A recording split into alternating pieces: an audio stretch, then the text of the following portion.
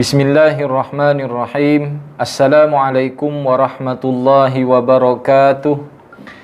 Innal hamdalillahi nahmaduhu wa nasta'inuhu wa nastahdihi wa nastaghfiruh wa na'udzu billahi min shururi anfusina wa min sayyiati a'malina. Innahu may yahdihillahu fala mudilla lahu wa may yudlilhu fala hadiya lahu. Ashhadu an la ilaha illallah wahdahu la syarika lahu wa ashhadu anna Muhammadan abduhu wa rasuluh. Allahumma salli wa sallim ala habibina wa syafi'ina wa qudwatina wa dhukhrina sayyidina wa maulana Muhammad wa ala alihi wa ashabihi wa man tabi'ahum bi ihsanin ila yaumiddin. Subhanaka la ilma lana illa ma 'allamtana innaka antal alimul hakim. Wala hawla wala quwwata illa billahil aliyyil azim. Amma ba'du. Yang saya hormati tuan-tuan, puan-puan, sidang penonton di Facebook Pejabat Qadi Daerah Kota Tinggi. Apa khabar tuan-tuan, puan-puan semua? Sehat ya? Saya doakan mudah-mudahan tuan-tuan, puan-puan semuanya dalam keadaan sehat walafiat, diberkati oleh Allah Subhanahu wa taala, dipermudahkan segala urusan dan mudah-mudahan diberkati hidup kita dunia dan akhirat insya-Allah. Amin ya rabbal alamin. Tuan-tuan, puan-puan, sidang penonton yang dirahmati Allah, alhamdulillah kita dapat bersama-sama lagi pada pagi yang berbahagia ini dalam meneruskan program kita tafsir Al-Quran secara online di Facebook Pejabat Qadi Daerah Kota Tinggi. Yang mana pada pagi ini tuan-tuan puan-puan kita dah masuk siri yang ke-11. Ya, alhamdulillah pejam celik kita dah masuk siri yang ke-11 dah.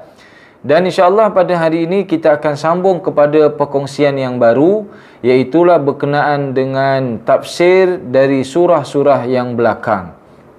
Yang mana pada minggu lepas kita telah menghabiskan pembahasan tafsir surah Al-Fatihah dan ditutup dengan pembahasan tafsir dalam kita menyebut kalimah amin. Jadi mudah-mudahan kita mendapat beberapa manfaat daripada perkongsian yang telah kita sama-sama kongsi insya-Allah. Amin ya rabbal alamin.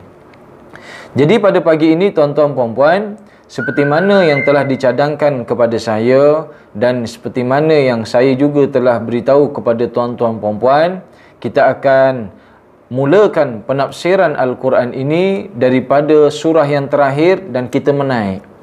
Kerana daripada surah-surah belakang itulah tuan-tuan puan-puan kita lazimi di dalam solat-solat kita.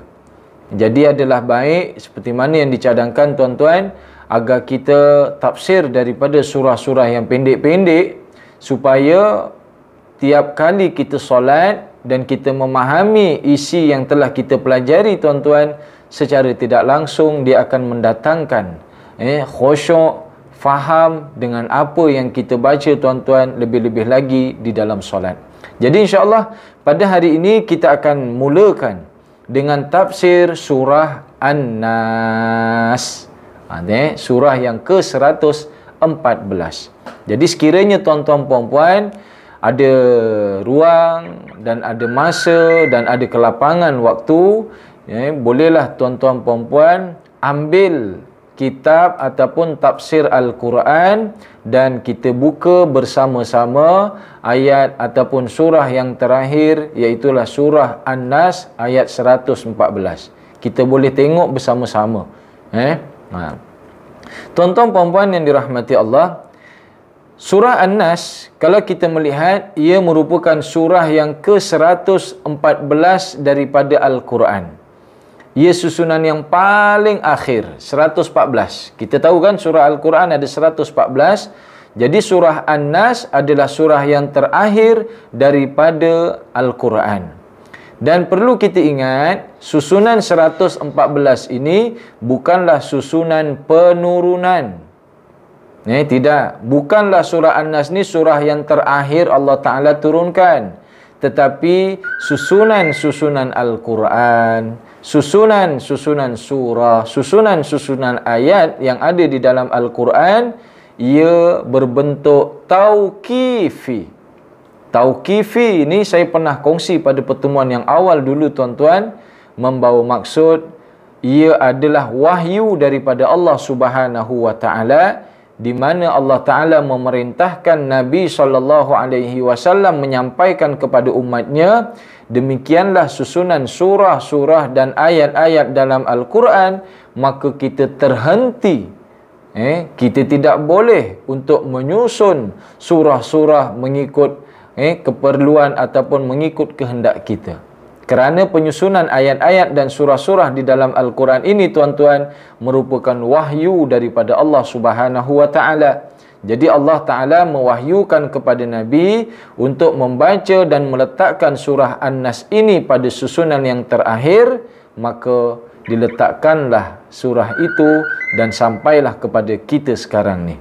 Jadi hadirin yang dirahmati Allah, surah An-Nas merupakan surah Makkiyah, dan ada yang mengatakan surah ini surah Madaniyah.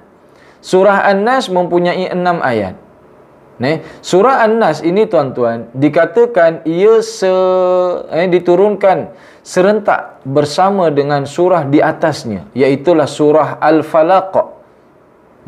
Jadi menurut pandangan para ulama, surah Al-Falaq dan surah An-Nas merupakan dua surah yang diturunkan bersamaan oleh Allah Subhanahu wa Ta'ala kepada baginda Nabi Muhammad sallallahu alaihi wasallam. Jadi ibarat dua surah ni, tuan-tuan, adalah surah kembar.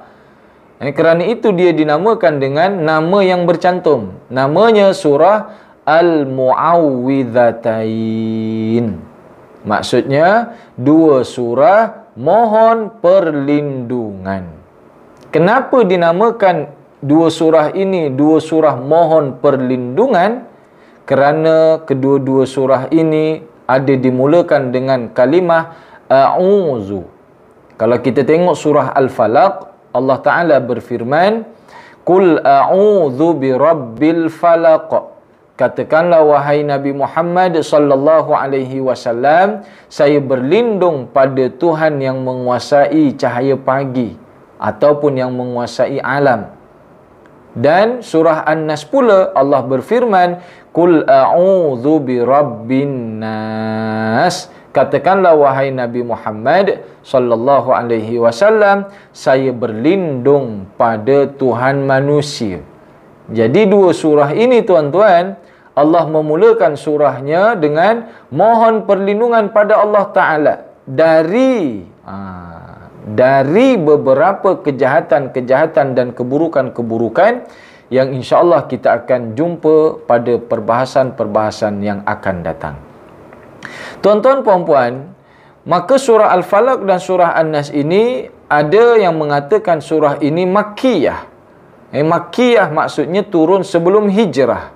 Dan ada yang mengatakan surah ini Madaniyah, iaitulah turun selepas hijrah baginda Nabi Muhammad sallallahu alaihi wasallam.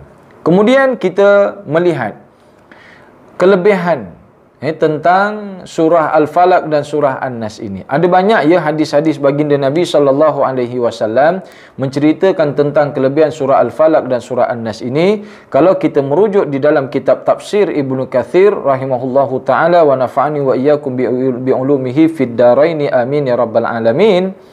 Di dalam kitab tafsir ini, tuan-tuan, Imam Ibnu Katsir mendatangkan banyak hadis tentang kelebihan surah Al-Falaq dan surah An-Nas. Di antaranya dalam riwayat Imam Muslim, tuan-tuan, di dalam kitab sahihnya, bahawasanya sahabat bernama Uqbah bin Amir mengatakan bahawasanya Rasul sallallahu alaihi wasallam telah bersabda, Alam tara ayatin unzilat hadhihi al-lailah lam yura mithluhunna qattun qul a'udzu birabbil falaq wa qul a'udzu birabbin nas. Sahabat Nabi namanya Uqbah bin Amir berkata bahawa Nabi SAW bersabda yang bermaksud, tidakkah kamu lihat beberapa ayat yang diturunkan malam ini yang sama sekali belum pernah ada ayat-ayat yang semisal dengannya, iaitulah Qul a'udzu birabbil falaq dan Qul a'udzu birabbin nas. Maknanya, tuan-tuan, ketika penurunan surah Al-Falaq dan surah An-Nas ini, baginda Nabi SAW memuliakan surah ini dengan sabdanya, tidak ada ayat-ayat ataupun surah yang sebelum ni turun yang semisal kelebihan dengan surah Al-Falaq dan surah An-Nas. Kerana apa?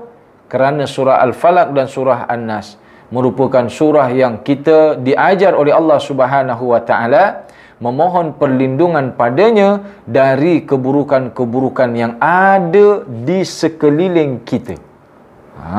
Keburukan-keburukan ni ada di sekeliling kita. Nanti insya-Allah kita akan bahas pada pertemuan-pertemuan yang mendatang. Kemudian tuan-tuan puan-puan, dan di dalam jalur yang lain, dalam hadis yang lain juga, Nabi SAW telah meriwayatkan berkenaan dengan surah Al-Falaq dan surah An-Nas ini. Hadis ini di dalam riwayat Imam Ahmad pun daripada jalan yang sama, iaitulah sahabat bernama Uqbah bin Amir. Sahabat bernama Uqbah bin Amir ini tuan-tuan menceritakan bahawasanya suatu hari dia pernah berjalan dengan baginda Nabi SAW, yang mana Nabi ni dihadiahkan satu tunggangan, satu kenderaan, satu haiwan, dan Nabi menaiki haiwan tersebut. Sedangkan sahabat yang bernama Uqbah bin Amir ini tuan-tuan, dia memegang tali haiwan itu. Nabi naik di atas, Uqbah dia pegang. Ketika Uqbah pegang, Nabi pun melihat wajah Uqbah. Nabi lah mungkin apa yang Nabi lihat ya. Nabi pun bertanya kepada Uqbah, "Wahai Uqbah, mengapa kamu tidak naik bersama-sama?" Maka apa jawab Sayyidina Uqbah tuan-tuan? Beliau berkata, "Ya Rasulullah, saya ni bukan apa, bahawasanya hatinya ni takut untuk menggantikan tempat yang dinaiki oleh baginda Nabi SAW. Kurang senanglah kita nak naik bersama dengan Nabi, ataupun sahabat ni nak naik bersama dengan Nabi, segan, hatinya merasa takut." Ialah beliau tahu kan kedudukan baginda Nabi SAW. Maka tuan-tuan yang dirahmati Allah, kita boleh melihat di sini tuan-tuan bagaimana rendah hatinya Nabi SAW. Nabi pun turun daripada tunggangan itu dan Nabi menyuruh Sayyidina Uqbah naik. Maka Sayyidina Uqbah pun naik atas perintah Nabi SAW. Naik di atas, Uqbah, Nabi di bawah. Dan Nabi pegang tali itu sekejap dan Nabi pun menyuruh Uqbah turun. Dan Nabi pun berkata kepada Sayyidina Uqbah, bacalah. Bacalah apa dia? Qul a'udzu birabbil falaq min syarri ma khalaq, sampailah habis, dan bacalah Qul a'udzu birabbin nas malikin nas ilahin nas, sampailah habis. Jadi tuan-tuan hadirin yang dirahmati Allah, kemudian baginda Nabi SAW pun solat, diiqamahkan solat, dan Nabi pun maju ke hadapan, Nabi jadi imam, dan Nabi pun tuan-tuan membacalah surah Al-Falaq dan surah An-Nas di dalam solat tersebut. Habis solat tuan-tuan, baginda Nabi bertanya kepada Sayyidina Uqbah, "Wahai Uqbah, bacalah kedua surah itu apabila hendak tidur dan apabila engkau berdiri dalam solatmu." Jadi maknanya apa tuan-tuan? Surah Al-Falaq dan surah An-Nas ini mempunyai kelebihan yang besar, yang Nabi kita bersabda tidak ada surah ataupun ayat sebelumnya yang diturunkan seumpama macam surah Al-Falaq dan surah An-Nas. Dan Nabi juga mengajarkan surah Al-Falaq dan surah An-Nas ini dibaca untuk melindungi kita daripada ketakutan-ketakutan kita. Dan Nabi memerintahkan Sayyidina Uqbah untuk membaca kedua surah ini sebelum tidur dan ketika dalam solat. Jadi maknanya tuan-tuan, Nabi pun kadang-kadang suruh kita baca surah yang pendek-pendek di dalam solat. Supaya apa? Supaya ialah kita ni tuan-tuan nak baca surah panjang-panjang, manalah kita larat. Betul tak? Nak baca surah Al-Baqarah kita tak larat. Jangankan Al-Baqarah tuan-tuan, nak baca yang juzuk 30, Lam Yakun. Jaranglah kita baca. Bukan kata jarang, maksudnya susah kita nak baca. Kita ni je lah sembahyang dapat baca surah pendek pun dah alhamdulillah lah. Ada orang waladdallin amin terus rokok.